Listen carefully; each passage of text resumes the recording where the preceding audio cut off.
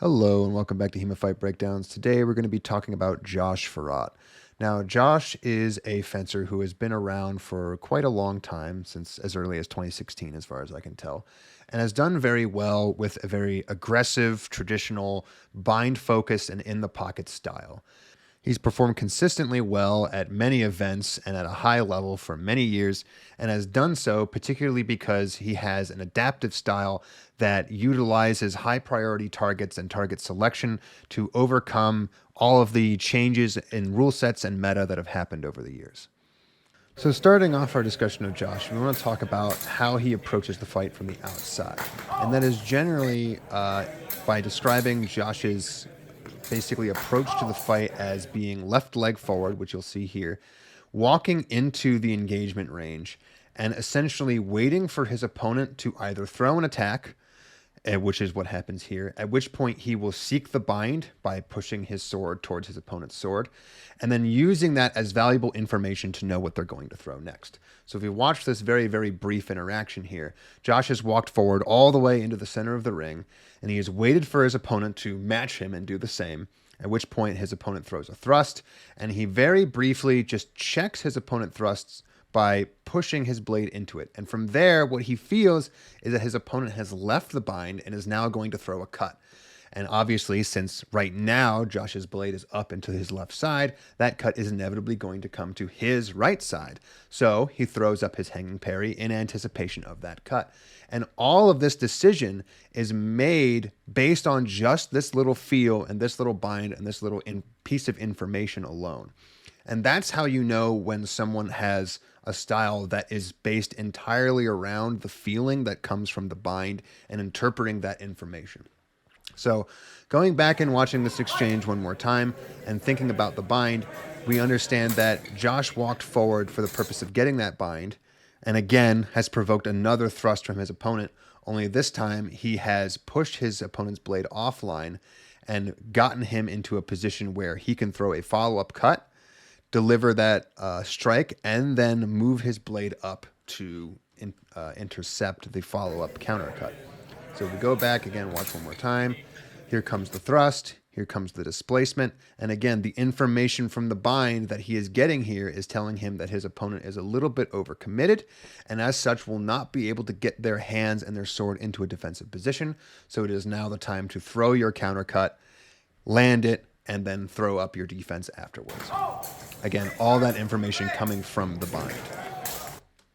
So now that we know that Josh is a bind-oriented fencer, the question becomes what loops and what techniques does he use based on the information that he gets from these binds? And this is a good example of one such case. So as you see here, Josh comes forward, he throws a brief little strike that was just the slightest bit committed, not exactly right in the face of his opponent. And he did this with the express purpose of, again, engaging in this critical bind. Because the second he got the pressure and the information that he wanted from this bind, what he saw was that his opponent had committed very heavily, a lot of momentum and strength, into pushing him out of the way. And as the books tell you to do, when you feel someone pushing very, very hard on your blade, what you should do is pull off and attack another line. Now, in this case, his opponent, after recovering from the amount of force that he put into that parry, threw a follow-up cut directly towards his hand. And Josh probably got hit in the hands a little bit here, but in the course of throwing his left Oberhau, made sure to put a lot of good power and structure into that and place his crossguard in front of his hands so that the most obvious target, his forward-facing hand here, was going to be at least a little bit of a risk to attack. And in this case, that risk that was taken by his opponent didn't pay off because despite the fact that he did maybe land that shot to the hands, he took a far more significant one to the head in response. So we go back and we watch just one more time. As you're fishing for this bind here, as Josh does, reading the interpretation and reading the force of your opponent is key to knowing what to throw. And in this case, when his opponents throw strong, very deflection-oriented cuts towards his blade, Josh will pull off and throw a follow-up cut to another side, sometimes to the head, but mostly zverks to the body, as you'll see in other examples. So one of the difficulties, or you could say weaknesses, of a bind-oriented fencer is what happens when your opponent refuses to enter a bind with you. So if we see this exchange, we see Josh again throwing out a kind of probing cut, perhaps a little bit of a feint too with it, where he's throwing out an attack that he wants his opponent to parry for the purpose of engaging in that bind. And in this case, his opponent refuses to engage with the bind altogether, keeps his hands low, avoids his cuts, and as Josh comes forward with something a little bit more threatening, his opponent throws that deflecting cut and immediately starts moving into another line in a very bizarre upward cut to middle how, transition, which throws off Josh a little bit because as you can see here, he's still looking for that parry and he's still looking for that that bind in order to know what to do. And the second he feels that that bind is not going to be caught and he's not going to make that parry, he attempts to cut down into the leg, mostly in the hopes, I think, that his arms were protected. And going back to this original sort of exchange, you can see that the middle cut from his opponent was so low that I think he just sort of assumed it was going to be up here and up high, and that he was anticipating that parry so much that even though he didn't get the parry, he threw his afterblow cut, immediately after. So in a sense, the style that is based entirely around binds still relies on that initial bind to gather the necessary information. But you can see that Josh, even when denied the bind, understands that if he cannot make a parry, it often means that he's probably going to be hit in some sort of low priority target. And that a decent thing to do is to then immediately shift and go for a high priority target instead.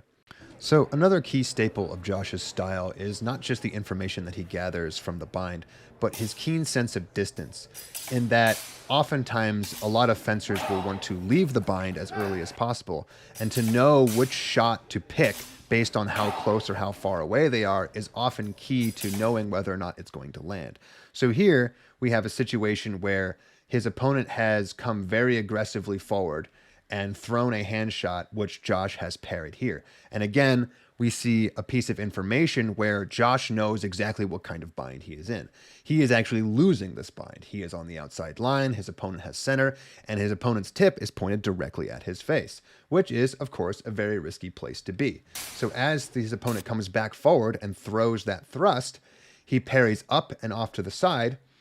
but knowing that his opponent is going to be coming very hard forward, he takes a step backwards, and again, with the information on his bind, picks his target as a low target in an Unterhau to the hands. Now, for a lot of people, this would have been a situation to basically stand your ground and Zwerchau. But what Josh understands through his proficiency in wrestling is that if you stand perfectly still and let someone run into you while throwing a right Zwerchau, there is a decent chance it will be stuffed.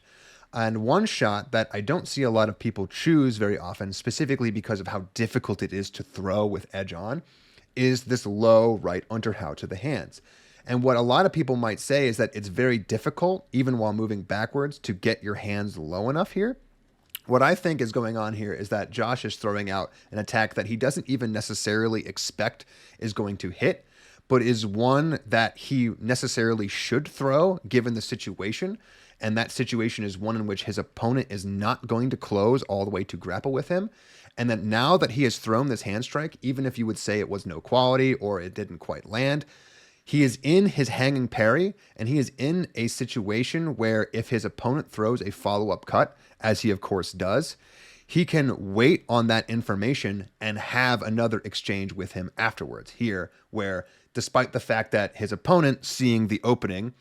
throws a left Zwerchau, but is interrupted halfway through by the Oberhau from Josh. So he turned a situation in which he had lost center and he was put on the back foot and turned it into a situation where he arguably gets a little bit of a hand touch here,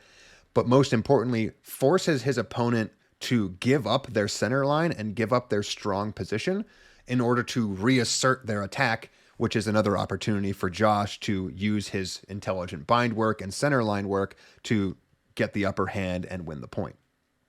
So with this exchange, we see an answer to a sort of previous question, which is what happens when your opponent is just as bind focused and, more importantly, just as grapple focused as you are. And in this particular situation, what we see are two people in a lot of ways playing the exact same chess match. Josh opens up with a very hard kind of Schielhau directly down towards his opponent's head, which his opponent deflects off to the side with his Kron parry. And at this point, Their wrists and hands collide, and they are now in what pretty much anyone would call a grapple situation. Josh takes his left elbow and puts it attemptedly over the right arm of his opponent in an attempt to basically shove his arms down while delivering a downward plunging cut of his own. But his opponent does a very good job of maintaining distance and keeping his hands up and in a good position so that he can actually, and in this case, take a little bit of a shot to the hands, keep himself safe, and defend his head from this onslaught. So in this particular case, Josh used the fact and the knowledge that his opponent was going to stay strong and stay in this bind and stay in this range with him to know exactly what sort of game plan he was going to run. And that was the exact same game plan that we've seen in other situations. He throws strong, structured attacks towards the head while kind of mixing in some grappling, and uses hanging parries to defend all of his upper and important openings,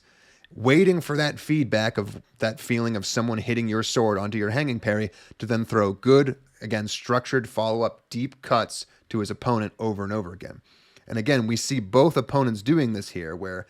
they are both basically fishing for that half-handed grapple hand push, followed up with a cut, which the opponent parries with a hanging parry and then throws another follow-up.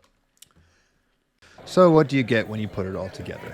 You have a fighter who will walk into range, bait a strike, throw a deep target cut to your body or your head, and then hopefully, if you're lucky, they will try as hard as they can to defend themselves from the follow-up cut that is inevitably coming.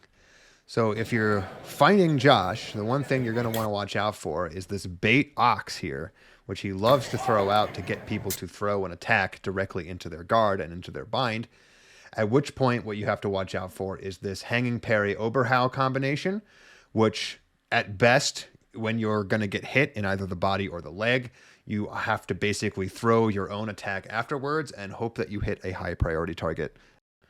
All right, that's going to be it for today. If you'd like to see your own footage featured on the channel, feel free to send an email over at HEMAFightBreakdowns@gmail.com, and I hope to see you next time.